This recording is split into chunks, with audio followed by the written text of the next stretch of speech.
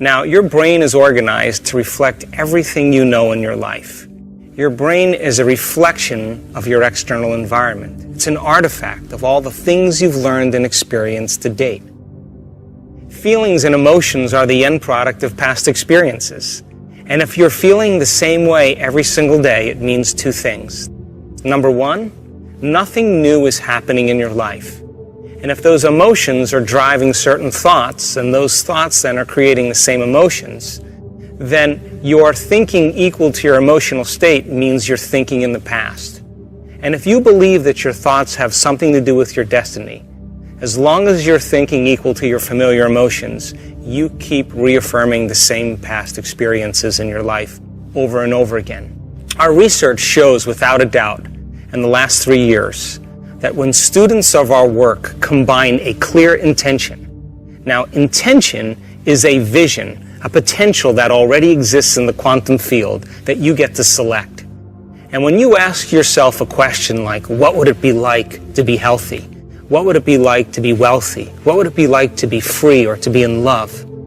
The moment you ask that creative question, a part of your brain called the frontal lobe turns on. That's the crowning achievement of the human being. Once that area of the brain turns on, it's like a great symphony leader. It looks out of the landscape of the entire brain, and it begins to randomly select different networks of neurons that are connected to the things you've learned in your life or the experiences you had. And it begins to seamlessly paste them together to create an ideal, a vision, or an internal representation. That is a potential experience that's awaiting you. But it's not enough to just have the mind involved. Thoughts are the language of the brain, and feelings are the language of the body. And how you think and how you feel creates a state of being. Once you can begin to emotionally embrace that future reality before it's made manifest, when you combine that clear intention with an elevated emotion, the freedom, the joy, the inspiration, the genuine love that you feel or gratitude from that experience, the moment you do that, your body, as the unconscious mind, begins to believe it's living in that future reality in the present moment. Now you're moving into a new state of being, into a new personality. And a new personality creates a new personal reality. The research that we've done shows that when we teach people how to regulate their internal states, to begin to create more coherence in their brain, and to generate elevated emotions like joy and gratitude and inspiration, that not only does the brain become coherent, but so does the heart. And when the brain is coherent, the heart is coherent. When the heart is coherent, the brain is coherent. And so why don't we live by these states on a daily basis? Primarily because the majority of the time that we live in our waking state of consciousness, 70% of the time, you and I are living by the hormones of stress. And living in stress is living in survival. And when you're living in survival, the very chemicals of survival cause you to function as materialist, defining your reality with your senses. You pay attention to objects and things and people. You begin to believe that your outer world is more real than your inner world. And the side effect of this, over time, begins to cause us to feel separate from possibility. Why? Because when you're threatened by some predator or some danger in your life, it's not a time to go in. It's not a time to trust the unknown. It's not a time to open your heart and feel love. It's not a time to communicate. It's not a time to create. It's not a time to learn. It's a time to survive. So then, in order for us to create then, we have to lay down the very thing we used our whole life to get what we want for something greater to occur. And most importantly, we want you to understand when you're in the creative state and when you're not. And if you were to take a little time every day and apply some of the principles in changing beliefs and perceptions about yourself and your life, and what is a belief other than a thought you keep thinking over and over again?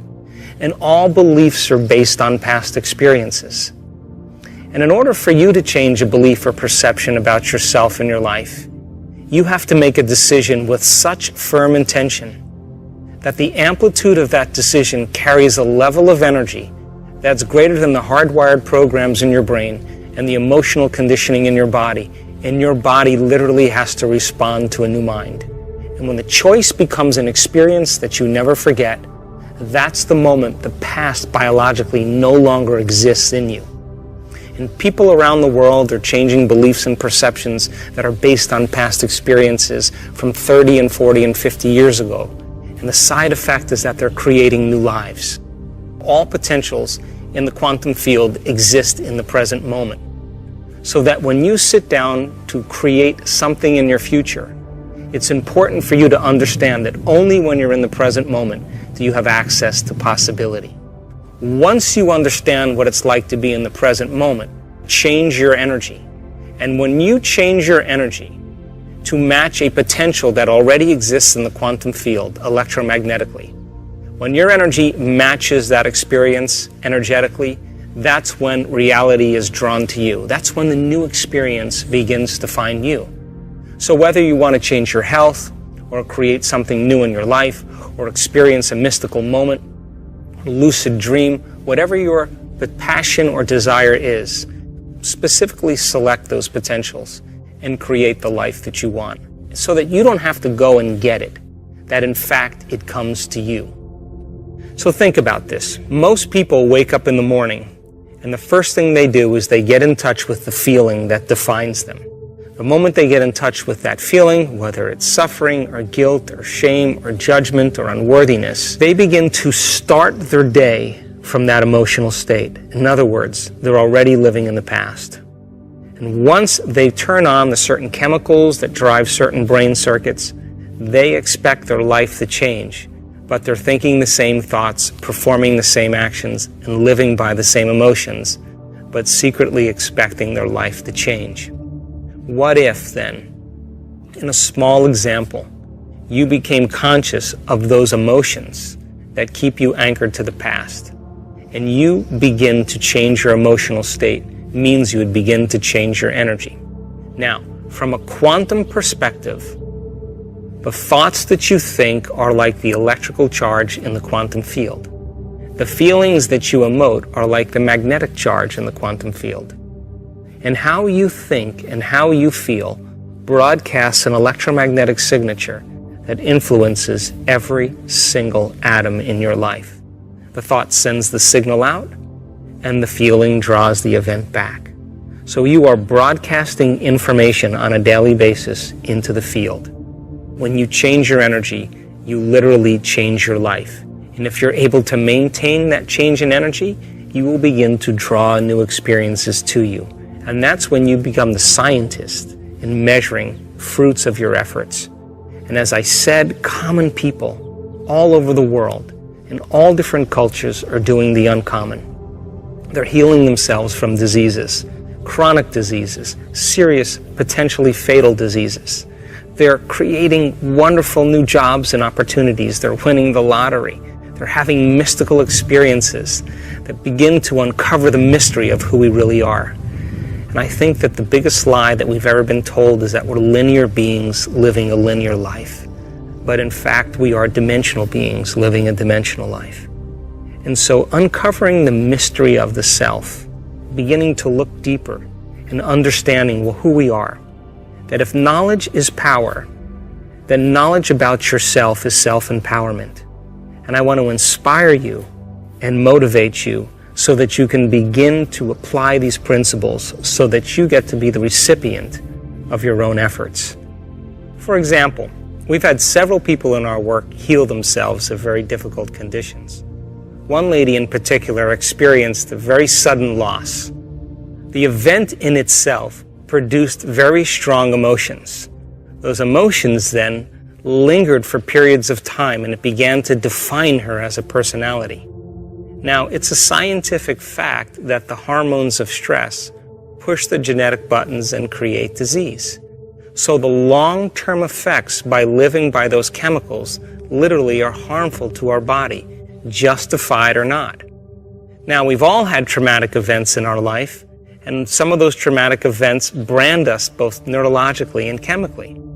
In this woman's experience, the event was so traumatic that the emotions lingered for weeks and months and finally years. it became part of her identity. And so, as a result of the long-term effects and her personality being defined by the past instead of the future, living by those same emotions began to break her body down. In a very short amount of time, she developed paralysis from the waist down. The result of the effect of the paralysis created more stress in her life. Now she couldn't work. She couldn't take care of her children. She couldn't make any money. She couldn't take care of her house. She had to get assistance from other people, and her mother had to move in with her. And because of all of the effects of those circumstances, her stress hormones went up. In a short amount of time, she developed ulcerations on all the mucous membranes of her body. Those mucous membranes with all the ulcers caused her to no longer eat properly. She couldn't eat.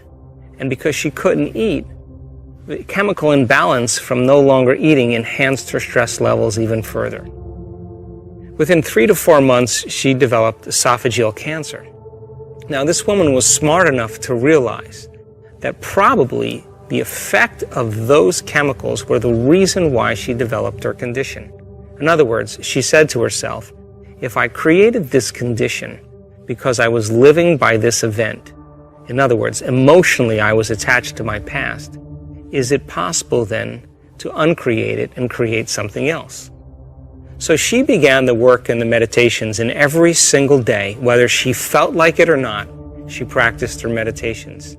And for sure, she had certain days where she didn't feel like doing her meditations because she didn't feel well, but she did them anyway. She also made the decision that she wasn't going to get up from her meditations until she was in love with life. Now, to the materialist, the person who's defining reality with their senses, to the materialist, there's no reason for her to be in love with life. Why? She had a traumatic event.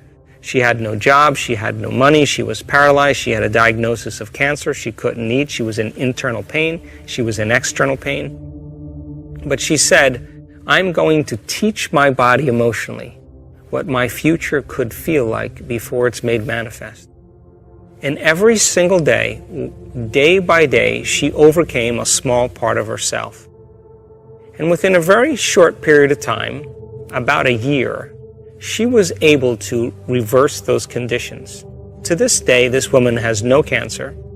She has no ulcerations in any of her mucous membranes. She has no paralysis or pain inside of her body or outside of her body. And she has a new life. So new personality creates a new personal reality. The disease exists in the old personality. She's literally become someone else.